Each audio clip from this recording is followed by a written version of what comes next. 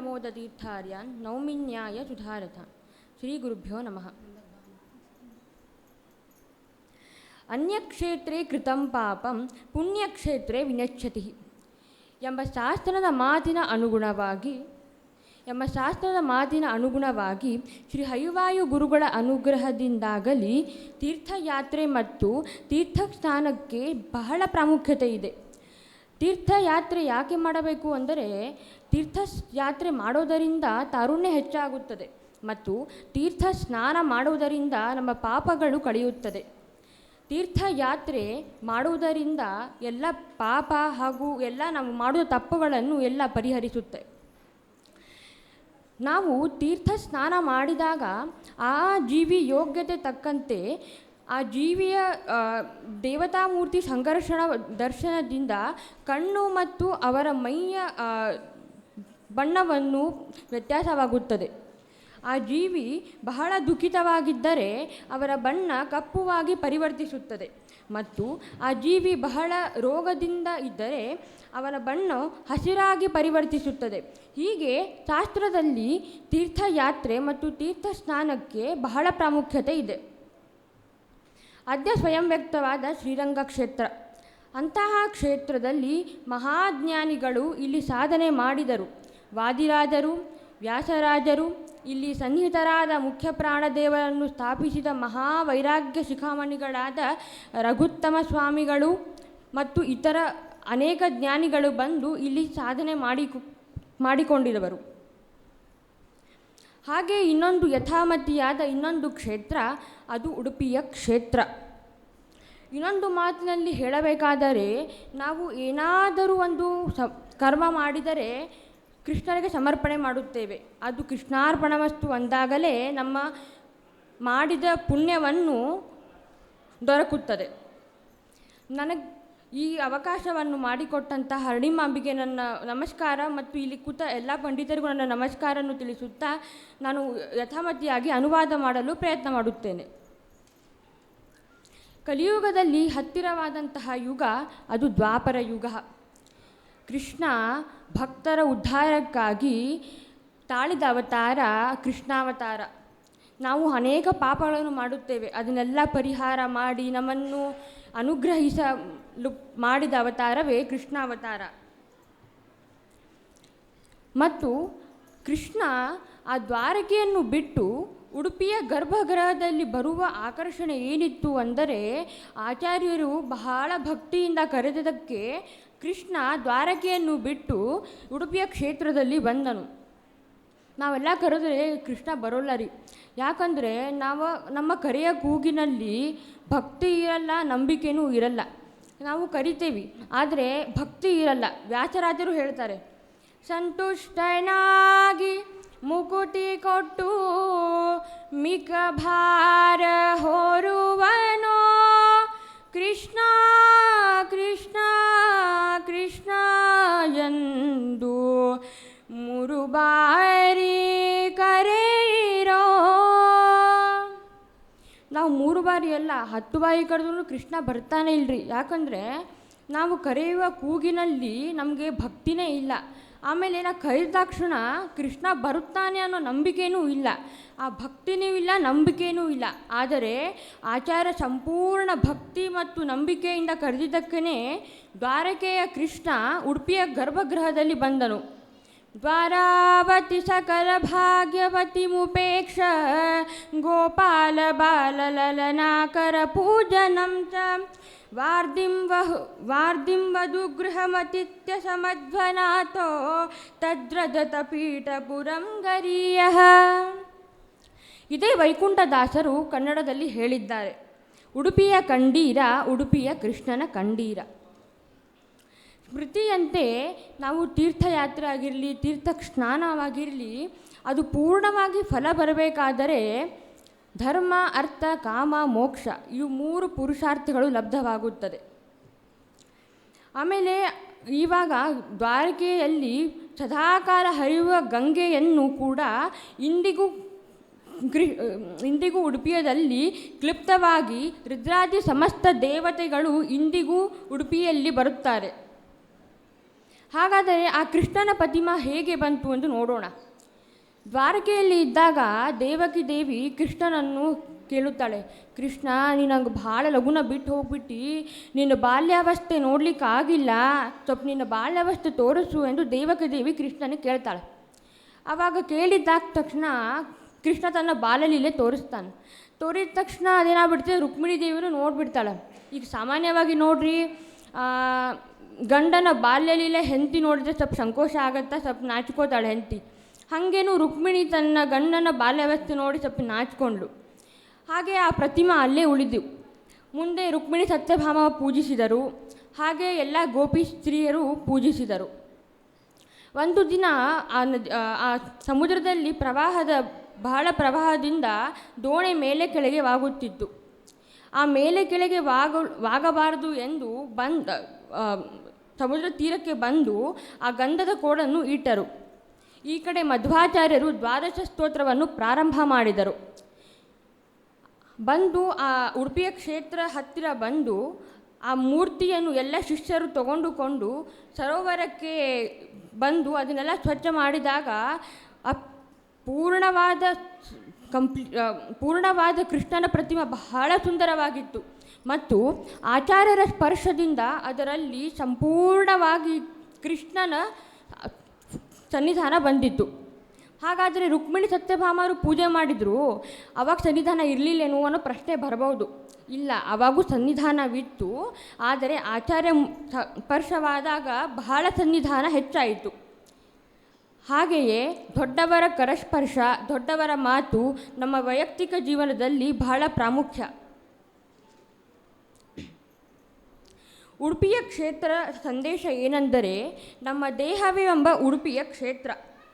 ವ್ಯಾಸರಾಜರು ಹೇಳಿದ್ದಾರೆ, ಅಂತರಂಗದಲ್ಲಿ ಹರಿಯ ಕಾಣದವ ಹುಟ್ಟು ಕುರುಡನು ಎಂಬ ಮಾತಿನಂತೆ ಒಂದು ಜನ್ಮದಲ್ಲಿ ನಾವು ನಮ್ಮ ಹೃದಯದಲ್ಲಿ ಹರಿಯ ಕಾಣದಿದ್ದರೆ ನಮ್ಮ ಜೀವನ ವ್ಯರ್ಥ.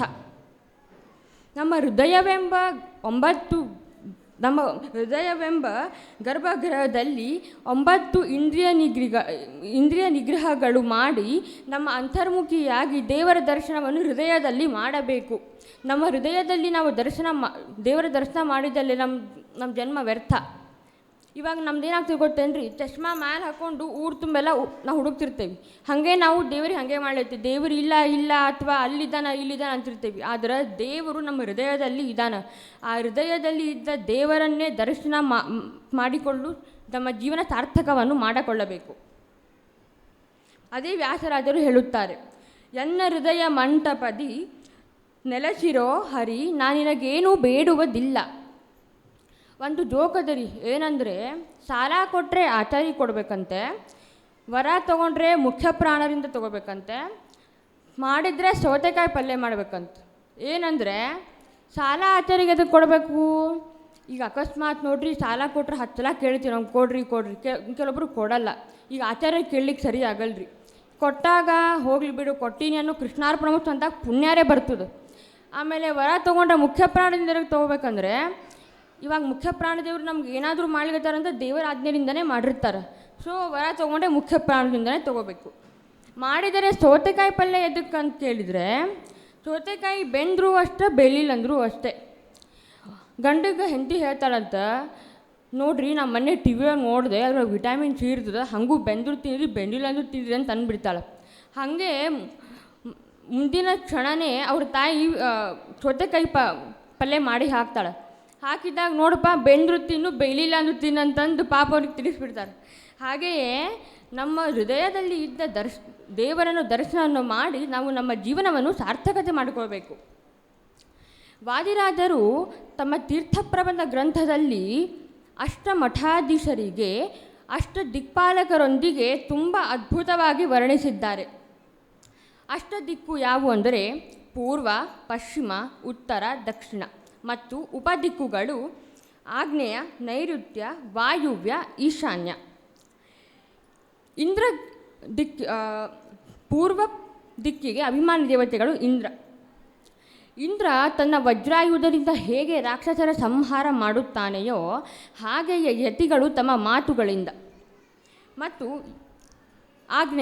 ಆಗ್ನೇಯ ದಿಕ್ಕಿಗೆ ಅಭಿಮಾನಿ ದೇವತೆಗಳು ಅಗ್ನಿ. ಹೇಗೆ ಅಗ್ನಿ ದಾಹಕ ಗುಣದಿಂದ ಹೊಂದಿದ್ದಾನೆಯೋ ಹಾಗೆಯೇ ಯತಿಗಳು ತಮ್ಮ ದರ್ಶನದಿಂದ ಎಲ್ಲರ ಪಾಪವನ್ನು ನಾಶ ಮಾಡುತ್ತಾರೆ. ದಕ್ಷಿಣ ದಿಕ್ಕಕ್ಕೆ ಅಭಿಮಾನಿ ದೇವತೆಗಳು ಯಮದೇವರು. ಯಮದೇವರು ದಂಡಹಸ್ತ ಆಗಿದ್ದಾರೆ, ಯತಿಗಳು ವೈರಾಗ್ಯದ ದಂಡ ಶಿಖಾಮಣಿಗಳಾಗಿದ್ದಾರೆ. ನೈಋತ್ಯಕ್ಕೆ ಅಭಿಮಾನಿ ದೇವತೆಗಳು ನಿರುತಿ. ನಿರುತಿ ಖಡ್ಗಧಾರಿಯಾಗಿದ್ದಾಳೆ ಮತ್ತು ಯತಿಗಳು ವೃತ ನಿಯಮಗಳ ಪಾಲಿಸುವರಾಗಿದ್ದಾರೆ. ಪಶ್ಚಿಮ ದಿಕ್ಕಕ್ಕೆ ಅಭಿಮಾನಿ ದೇವತೆಗಳು ವರುಣ. ವರುಣ ಪಾಶಧಾರಣೆಯಾಗಿದ್ದಾನೆ, ಯತಿಗಳು ವೃತ ನಿಯಮಗಳಲ್ಲಿ ಲೀನನಾಗಿದ್ದಾರೆ. ಮತ್ತು ವಾಯುವ್ಯ ದಿಕ್ಕದ ಅಭಿಮಾನಿ ದೇವತೆಗಳು ವಾಯು. ವಾಯು ಶ್ರಮವುಳ್ಳವರಾಗಿದ್ದಾರೆ, ಯತಿಗಳು ಇತರ ಶ್ರಮವನ್ನು ಹರಣ ಮಾಡುವರಾಗಿದ್ದಾರೆ. ಉತ್ತರ ದಿಕ್ಕಿಗೆ ಅಭಿಮಾನಿ ದೇವತೆಗಳು ಕುಬೇರ. ಚಂದ್ರ ಕ್ಷೀಧರರು ಮತ್ತು ಯತಿಗಳು ಭಗವನ್ನಿಷ್ಠರು. ಹೀಗೆ ವಾದಿರಾಜರು ತಮ್ಮ ತೀರ್ಥ ಪ್ರಬಂಧದಲ್ಲಿ ಅಷ್ಟಮಠಾಧೀಶರಿಗೆ ಅಷ್ಟದಿಕ್ಪಾಲಕರೊಂದಿಗೆ ಹೊಂದಿಸಿದ್ದಾರೆ.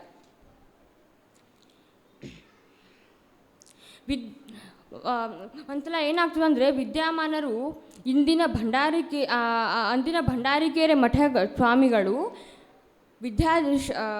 ಸತ್ಯಧಾರ ತೀರ್ಥರ ಪರಮ ಪ್ರಿಯ ಶಿಷ್ಯರು. ಇವರು ಕೃಷ್ಣನ ಗರ್ಭಗೃಹದಲ್ಲಿ ಪ್ರದಕ್ಷಿಣೆ ಹಾಕುತ್ತಿದ್ದರು. ಆವಾಗ ಶಿಷ್ಯರು ಬಂದು ಕೇಳುತ್ತಾರೆ, ಈ ಪ್ರದಕ್ಷಿಣದ ಪ್ರತಿಫಲವಾಗಿ ಏನು ಬೇಡುತ್ತೀರಿ ಅಂತೂ ಕೇಳ್ತಾರೆ. ಕೇಳಿದಾಗ ಅವರಂತಾರೆ, ನನಗೆ ಕೃಷ್ಣನ ಪಾದಸ್ಪರ್ಶ ಆಗಬೇಕು ಎಂಬ ಇದೆ ಎಂದು ಕೇಳ್ತಾರೆ.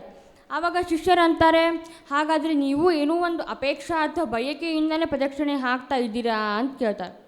ಆವಾಗ ಯತಿಗಳು ಹೇಳ್ತಾರೆ, ಇಲ್ಲಪ್ಪ, ನನಗೆ ಬಯಕೆ ಅನ್ನೋದೇನಿಲ್ಲ, ಆದರೆ ಅಟ್ಲೀಸ್ಟ್ ನಾನು ಅಷ್ಟಮಠಾಧೀಶರು ಆಗಲಿಲ್ಲ ಅಂದರೂ ಸಹ ನಾನು ಜೀರಲೆಯಾಗಿ ಸದಾ ಆ ಪ್ರತಿಮದ ಹತ್ತಿರ ಓಡಾಡುವ ಭಾಗ್ಯ ಬರಲಿ ಎಂದು ಕೇಳಿಕೊಳ್ಳುತ್ತಾರೆ.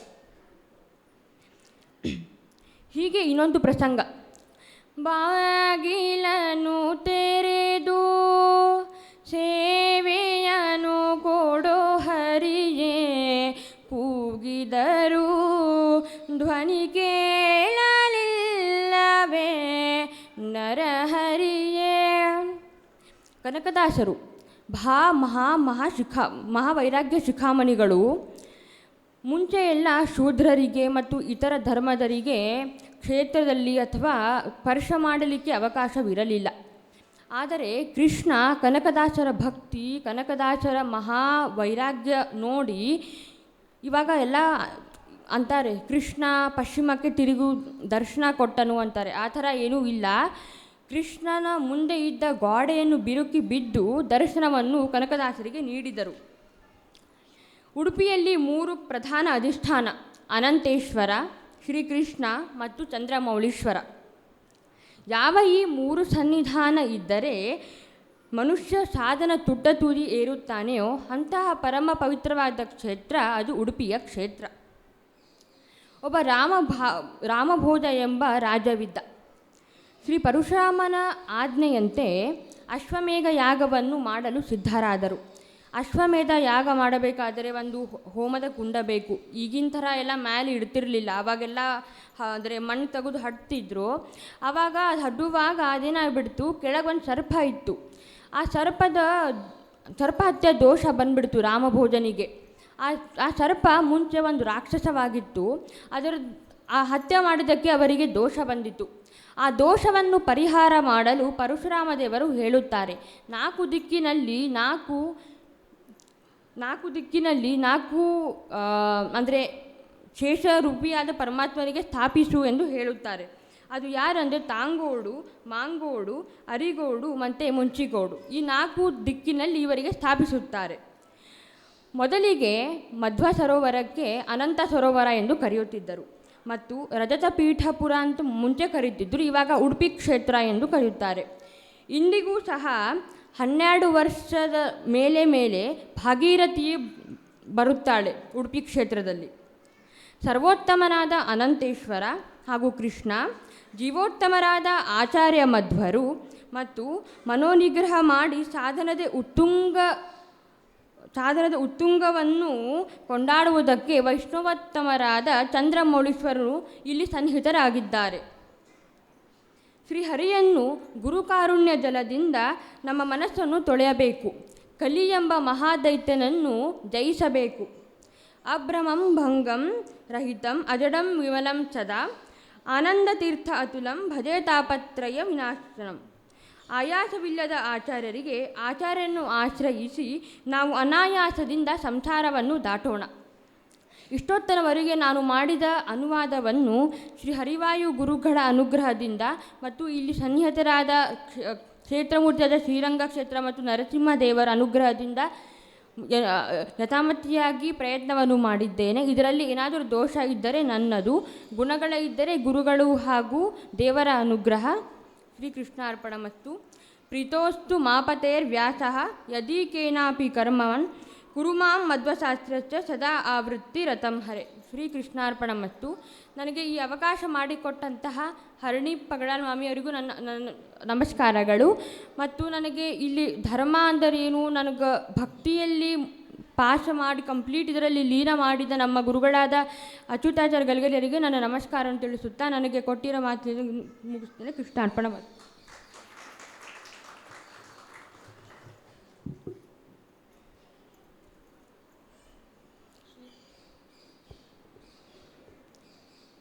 ಶ್ರೀ ಗುರುಭ್ಯೋ ನಮಃ. ಬ್ರಹ್ಮಾಂತ ಗುರುವ ಸಾಕ್ಷಾದಿಷ್ಟಂ ದೈವಂ ಶ್ರಿಯಪತಿ ಆಚಾರ್ಯ ಶ್ರೀಮದಾಚಾರ್ಯ ಸಂತು ಮೇ ಜನ್ಮ ಜನ್ಮನಿ.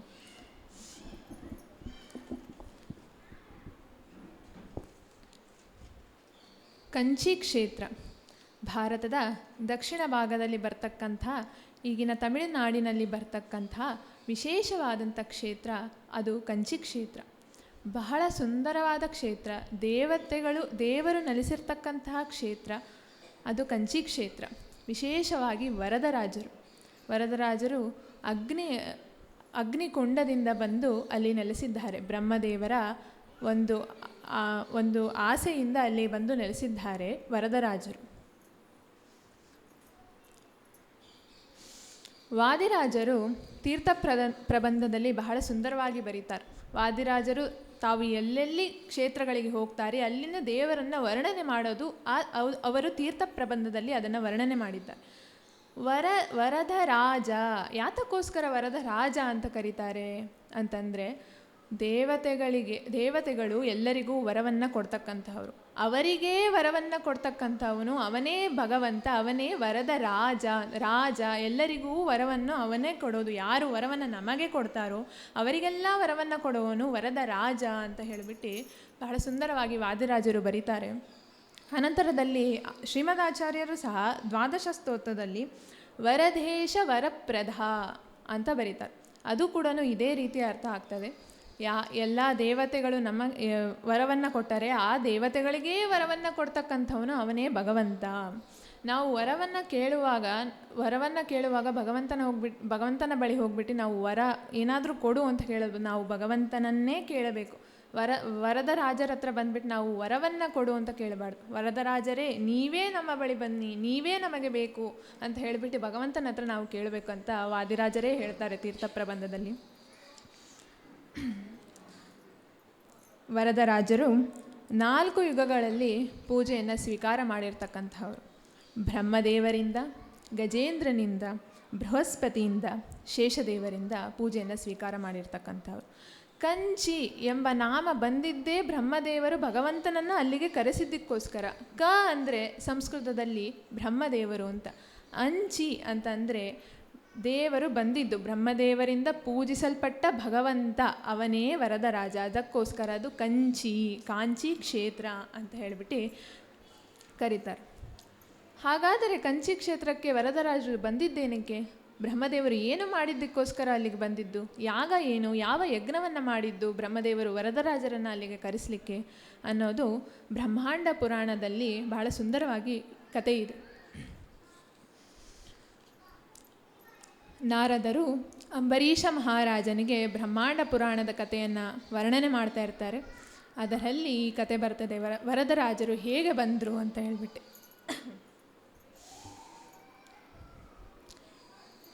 ಭಗವಂತ ಬ್ರಹ್ಮದೇವರನ್ನು ಸೃಷ್ಟಿ ಮಾಡ್ತಾನೆ. ಬ್ರಹ್ಮದೇವರು ಮುಂದಿನ ಸೃಷ್ಟಿಯನ್ನು ನೋಡ್ಕೊಳ್ಳುವಂಥ ಜವಾಬ್ದಾರಿಯನ್ನು ತೆಗೆದುಕೊಳ್ತಾರೆ ದೇವರ ಅನುಗ್ರಹದಿಂದ ಅವರಿಗೆ ಸೃಷ್ಟಿಯನ್ನು ಪ್ರಾರಂಭ ಮಾಡುವ ಆದೇಶ ಆಗ್ತದೆ. ಭಗವಂತನ ಆದೇಶದಿಂದ ಬ್ರಹ್ಮದೇವರು ಸೃಷ್ಟಿಯನ್ನು ಪ್ರಾರಂಭ ಮಾಡ್ತಾರೆ. ಸೃಷ್ಟಿ ಎಲ್ಲ ಕಾರ್ಯಗಳು ಮುಗಿದ ನಂತರ ಬ್ರಹ್ಮದೇವರಿಗೆ ಭಗವಂತನ ವಿರಾಟ ರೂಪದ ದರ್ಶನ ಮಾಡಬೇಕು ಎಂಬ ಬಯಕೆ ಆಗ್ತದೆ. ವಿರಾಟ ರೂಪ ಅಂತಂದರೆ ಏನು? ವಿರಾಟ ರೂಪ ಅಂದರೆ ಶಂಖಚಕ್ರ ಗದಾ ಪದ್ಮಹಸ್ತನಾದ ಭಗವಂತ ಶ್ರೀ ಭೂದೇವಿ ಸಹಿತ ಇರ್ತಕ್ಕಂತಹ ಭಗವಂತನೇ ವಿರಾಟ ರೂಪ. ಬ್ರಹ್ಮದೇವರಿಗೆ ಭಗವಂತನ ವಿರಾಟ ರೂಪದ ದರ್ಶನ ಆಗಿರೋದಿಲ್ಲ. ಬ್ರಹ್ಮದೇವರಿಗೆ ಹಂಸ ರೂಪದ ದರ್ಶನ ಆಗಿರ್ತದೆ ಭಗವಂತನದ್ದು. ಆದರೆ ಅವರಿಗೆ ವಿರಾಟ ರೂಪದ ದರ್ಶನ ನೋಡಬೇಕು ಭಗವಂತನನ್ನು, ಆ ರೂಪದಲ್ಲಿ ನೋಡಬೇಕು ಭಗವಂತನನ್ನು ಎಂಬ ಆಸೆಯಿಂದ ಅವರು ಅಶ್ವಮೇಧ ಯಾಗವನ್ನು ಕೈಗೊಳ್ತಾರೆ. ಭೂಲೋಕದಲ್ಲಿ ಮಾಡಿದ ಕಾರ್ಯ ಬೇಗ ಸಿದ್ಧಿಯಾಗ್ತದೆ ಅಂತ ಹೇಳಿಬಿಟ್ಟು ಭಾರತದ ಉತ್ತರ ಭಾಗದಲ್ಲಿರುವ ಯಮುನಾ ನದಿ ತೀರಕ್ಕೆ ಬ್ರಹ್ಮದೇವರು ಬಂದು ಅಲ್ಲಿ ಅಶ್ವಮೇಧ ಯಾಗವನ್ನು ಮಾಡಬೇಕು ಅಂತ ಹೇಳಿಬಿಟ್ಟು ನಿರ್ಧಾರವನ್ನು ಮಾಡ್ತಾರೆ. ಅಂತೆಯೇ ಬ್ರಹ್ಮದೇವರು ಅಲ್ಲಿಗೆ ಬರ್ತಾರೆ, ಅಶ್ವಮೇಧವನ್ನು ಶುರು ಮಾಡ್ತಾರೆ. ಅಶ್ವಮೇಧವನ್ನು ಶುರು ಮಾಡಿದ ಬ್ರಹ್ಮದೇವರನ್ನು ನೋಡಿ ಎಲ್ಲ ದೇವತೆಗಳು ಉತ್ಸಾಹದಿಂದ ಅಲ್ಲಿಗೆ ಬಂದು ಎಲ್ಲ ಕಾರ್ಯವನ್ನು ಚೆನ್ನಾಗಿ ನಡೆಸ್ಕೊಂಡು ಹೋಗ್ತಾ ಇರ್ತಾರೆ. ಅಶ್ವಮೇಧ ಯಾಗ ಶುರುವಾಯಿತು. ಮೊದಲನೇ ಅಶ್ವಮೇಧ, ಒಂದು ಅಶ್ವಮೇಧ ಯಾಗ. ಅದನ್ನು ಶುರು ಮಾಡಿ ಕೊನೆಯ ದಿನ ಅಂದರೆ ಅವಭೃತ ಸ್ನಾನದ ದಿನ ಭಗವಂತ ಇನ್ನೇನು ಯಜ್ಞಕುಂಡದಲ್ಲಿ ಪ್ರತ್ಯಕ್ಷನಾಗಬೇಕು. ಬ್ರಹ್ಮದೇವರು ಕಾಯ್ತಾ ಇದ್ದಾರೆ, ಭಗವಂತ ಬಂದೇ ಬಿಡ್ತಾನಂತ ಹೇಳಿ. ಆದರೆ ಬ್ರಹ್ಮದೇವರಿಗೆ ಆಶ್ಚರ್ಯ ಆಗ್ತದೆ, ಭಗವಂತನು ಬರೋದಿಲ್ಲ. ಸರಿ, ಹಾಗಾದರೆ ಒಂದು ಅಶ್ವಮೇಧ ಯಾಗ ಸಾಕಾಗೋದಿಲ್ಲ, 100 ಅಶ್ವಮೇಧ ಯಾಗಗಳನ್ನು ಮಾಡಬೇಕಾಗ್ತದೇನೋ ಅಂತ ಹೇಳಿಬಿಟ್ಟು ಬ್ರಹ್ಮದೇವರು 100 ಅಶ್ವಮೇಧ ಯಾಗಗಳನ್ನ ಕೈಗೊಳ್ತಾರೆ. ನೋಡಿ, ಬ್ರಹ್ಮದೇವರು ಸಾಕ್ಷಾತ್ ಭಗವಂತನ ಮಗ. ಅವರಿಗೆ ಅಷ್ಟು ಏನೋ ನಾನು ಸಾಕಾಗಲಿಲ್ಲೇನೋ ನಾ ಮಾಡಿದ್ದು ಅಂತ ಹೇಳಿಬಿಟ್ಟು ಅಂದ್ಕೊಳ್ಳೋ ಯಾವ ಅವಸರನೂ ಇಲ್ಲ. ನಾವೆಲ್ಲ ಈಗ ಮಾಡ್ತೀವಿ, ಒಂದು 4 ಪ್ರದಕ್ಷಿಣೆ ಹಾಕಿ ತಕ್ಷಣ ದೇವರು ನಮಗೆ ಒಲ್ದು ಬಿಡಬೇಕು, ದೇವರು ನಮ್ಮ ಕಣ್ಣ ಮುಂದೆ ಬಂದು ಬಿಡಬೇಕು, ಆ ಥರ ನಾವೆಲ್ಲ ವಿಚಾರ ಮಾಡ್ತೀವಿ. ಆದರೆ ನೋಡಿ, ಬ್ರಹ್ಮದೇವರು ಒಂದು ಸಾಕಾಗಿಲ್ಲ, ನಾನು 100 ಮಾಡ್ತೀನಿ, 2 ಅಲ್ಲ ನಾನು 100 ಮಾಡ್ತೀನಿ ಅಂತ ಹೇಳಿ ನಿರ್ಧಾರ ಮಾಡ್ತಾರೆ ಬ್ರಹ್ಮದೇವರು. ಅಂತೆಯೇ 100 ಅಶ್ವಮೇಧ ಯಾಗಗಳನ್ನು ಮಾಡ್ತಾರೆ. ಅದೇ ರೀತಿ ಕೊನೆಯ ದಿನ ಯಜ್ಞಕುಂಡದಿಂದ ಭಗವಂತ ಮೇಲೆ ಎದ್ದು ಬಿಡ್ತಾನೆ ಅಂತ ಹೇಳಿ ಬ್ರಹ್ಮದೇವರು ಕಾಯ್ತಿರ್ತಾರೆ. ಅಂದೂ ಭಗವಂತ ಬರೋದಿಲ್ಲ, ಭಗವಂತನ ಪ್ರತ್ಯಕ್ಷ ಆಗೋದಿಲ್ಲ. ಬ್ರಹ್ಮದೇವರಿಗೆ ಬಹಳ ಬೇಸರ, ಸಂಕಟ, ಅದ್ರ ಜೊತೆಗೆ ಆಶ್ಚರ್ಯವೂ ಆಗ್ತದೆ. ಅದೇ ಸಮಯದಲ್ಲಿನೇ ಒಂದು ಅಶರೀರವಾಣಿ ಕೇಳಿಸ್ತದೆ ಆಕಾಶದಿಂದ. ಬ್ರಹ್ಮದೇವರೇ, ನೀವು ಮಾಡ್ತಿದ್ದೀರಿ ಅಶ್ವಮೇಧ ಯಾಗ, ಆದರೆ ನೀವು ಏನು ಮಾಡಬೇಕಂತಂದರೆ ಎಲ್ಲಿ ಒಂದು ಅಶ್ವಮೇಧ ಯಾಗವನ್ನು ಮಾಡಿದರೆ ಅದು 1000 ಅಶ್ವಮೇಧ ಯಾಗಗಳಿಗೆ ಸಮವಾಗುತ್ತದೆಯೋ ಅಂಥ ಕ್ಷೇತ್ರದಲ್ಲಿ ಹೋಗಿ ನೀವು ಅಶ್ವಮೇಧ ಯಾಗವನ್ನು ಮಾಡಿ ನಾನಲ್ಲಿ ನಿಮಗೆ ಪ್ರತ್ಯಕ್ಷನಾಗ್ತೇನೆ ಅಂತ ಹೇಳಿ ಆ ಶರೀರವಾಣಿ ಹೇಳುತ್ತೆ. ಮತ್ತು ಆ ಶರೀರವಾಣಿ ಇದನ್ನು ಹೇಳುತ್ತೆ, ಎಲ್ಲಿ ನೀವು 100 ಅಶ್ವಮೇಧ ಯಾಗಗಳನ್ನು ಮಾಡಿದ್ದೀರಲ್ಲ, ಈ ಕ್ಷೇತ್ರ ಪ್ರಯಾಗ ಕ್ಷೇತ್ರವಾಗಿ ಹೆಸರನ್ನು ತಗೊಳ್ತದೆ ಅಂತ ಹೇಳಿಬಿಟ್ಟು ಆ ಶರೀರವಾಣಿ ಹೇಳ್ತದೆ. ಸರಿ, ಆ ಶರೀರವಾಣಿಯ ಮಾತಿನಂತೆಯೇ ಬ್ರಹ್ಮದೇವರು ಅಲ್ಲಿ ಆ ಸ್ಥಳದಿಂದ ಆ ಕ್ಷೇತ್ರಕ್ಕೆ ಬರ್ತದೆ. ಆ ಕ್ಷೇತ್ರ